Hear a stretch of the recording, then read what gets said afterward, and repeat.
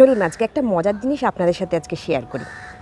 একটা ছোট বাচ্চা যখন প্রথম হাঁটতে শেখে বা একটু হাঁটতে শেখার পরে রাস্তায় বেরোয়, তখন মা তার হাতটা সবসময় ধরে রাখে যাতে সে হোঁচট খেয়ে পড়ে না যায়।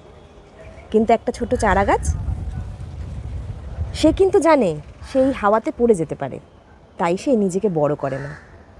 জানে যত আমি নিজেকে বড় করব খুব তাড়াতাড়ি পড়ে যাব, কিছুতেই নিজেকে বাঁচাতে পারবো না। এতটা ওদের মধ্যে সেন্স। সে ততক্ষণ অপেক্ষা করে যতক্ষণ তার সঙ্গে একটা সাপোর্ট তৈরি হয়।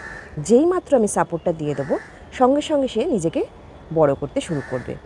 দেখুন, এই গাছটা কিন্তু অনেক দিন হয়েছে বসানো হয়েছে, কিন্তু ও কিছুতেই নিজেকে বড় করছে না।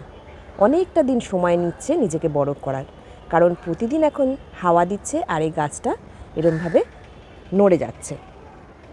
তাই তার মায়ের হাতটা এখন আমাকে দিতে হবে।